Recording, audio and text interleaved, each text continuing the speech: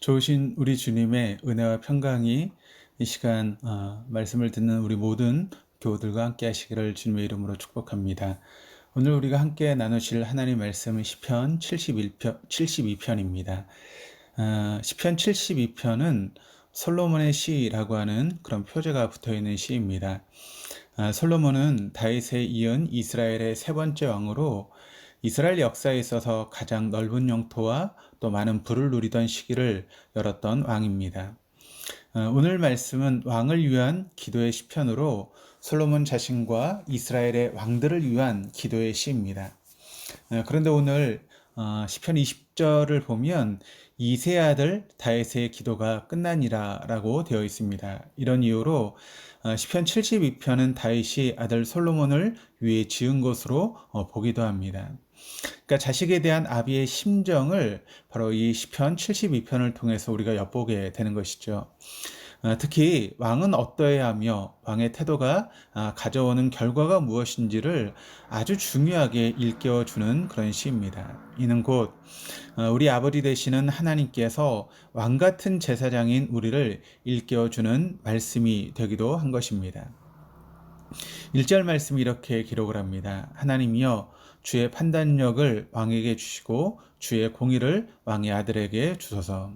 그러니까 1절은 먼저 왕에게 진정으로 필요한 것이 무엇인지를 말씀합니다. 그것은 바로 주의 판단력과 주의 공의입니다.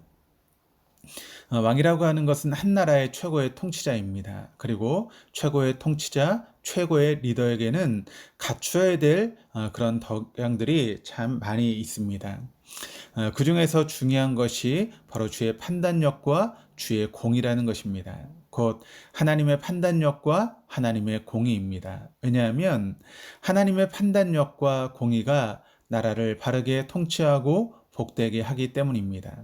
그러므로 세상의 모든 통치자들과 리더들은 하나님을 알고 하나님을 경외하며 하나님 앞에서 겸손하고 또 하나님께 하나님의 온전한 판단력과 공의를 구해야 합니다.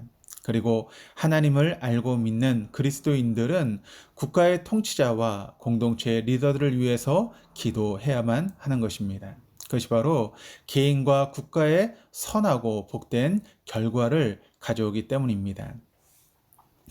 2절 이하는 구체적인 하나님의 판단력과 공의가 무엇이며 무엇보다 왕이 하나님의 판단력과 공의로 행할 때 그 자신의 이익을 쫓지 않는 사사롭지 않은 그런 판단력과 공의로 행할 때 따라오는 결과에 대한 그런 말씀을 기록을 하고 있습니다.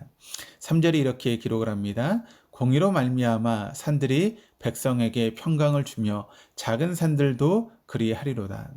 3절은 왕이 하나님의 판단력과 공의로 행하면 먼저 산들과 작은 산들이 백성에게 평강을 준다라고 말씀합니다. 그럼 이것은 무슨 말씀입니까? 이것은 곧 산들과 작은 산들이 평강을 준다는 것은 땅이 평강하다라고 하는 그런 이야기인 것이죠. 다시 말해서 영토가 나라가 평강하다라고 하는 그런 이야기인 것입니다. 왕이 하나님의 판단력과 공의로 나라를 다스릴 때 중요하게 가져오는 복된 결과는 평강입니다. 하나님께서 평강을 주십니다. 전쟁이나 다툼, 걱정, 근심, 염려, 불안이 없는 완전한 상태가 되는 것이죠. 평강은 하나님께서 사람에게 주시는 하나님의 복 가운데 손꼽히는 그런 복입니다. 왜냐하면 여러분 우리 인생 가운데 살아가면서 마음의 평강이 없다면, 나라의 평화가 없다면 소유도 또 건강도 권력도 우리가 가지고 있는 모든 것들이 여러분 소용없어질 때가 많이 있지 않습니까?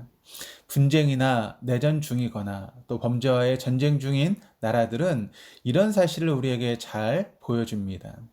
평강은 행복의 바로미터, 행복의 척도입니다. 왕이 하나님의 판단력과 공의로 나라를 다스리면 하나님께서 평강을 주십니다. 평강을 주시되 대대로 주십니다. 그래서 7절을 공동 번역은 이렇게 번역을 하고 있습니다. 정의가 꽃피는 그의 날에 저 다리에 다 닳도록 평화 넘치리라. 뿐만 아니라 그의 통치가 확장되고 왕은 문나라와 백성들에게 존경과 높임을 받으며 만수무강하고 사람들에게 그 이름이 영원히 잊혀지지 않으며 문민족이 그를 통해 복을 받게 된다는 것입니다. 실로 통치자가 하나님의 판단력과 공의로 통치한다는 것이 왕 자신과 백성 나아가 세상 모든 나라와 민족들에게 얼마나 큰 영향을 끼치는지 말로 다 할 수 없습니다. 그런데 중요한 것은 세상에 이런 왕이 어디 있냐는 것입니다. 실은 없습니다. 거의 없고 하나도 없습니다. 흉내만 내어도 훌륭한 통치자이며 그렇지 못함을 스스로 절망하는 것만도 남다른 통치자입니다. 그럼에도 그런 왕이 있다는 것입니다. 그분이 누구이실까요? 바로 예수 그리스도이십니다. 예수 그리스도가 하나님의 판단력과 공의로 나라와 세상을 다스리는 왕 중의 왕입니다. 예수 그리스도는 사람의 몸을 입고 세상에 오신 하나님이시기 때문입니다. 영적 깨달음은 이 사실과 진리를 깨닫고 알게 된 것입니다. 그러므로 왕 중의 왕이신 예수 그리스도의 통치를 받아야 됩니다.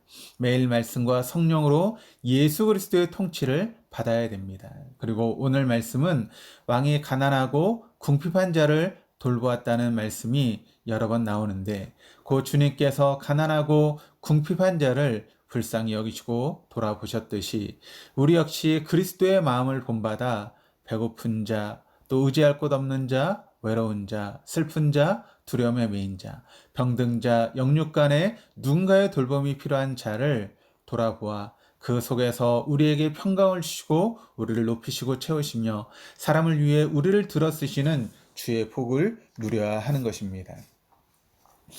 이런 날이 저와 여러분의 날이 될 수 있기를 주님의 이름으로 축복합니다. 기도하시겠습니다. 하나님 아버지, 오늘도 말씀과 성령님으로 우리의 왕이신 예수 그리스도의 통치를 받는 한날이게 하여 주시옵소서.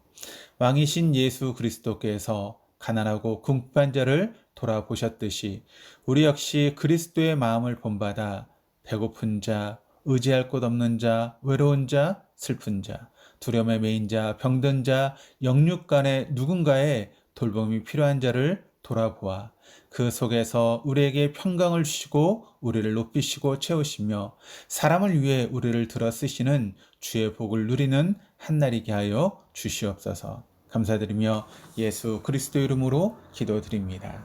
아멘.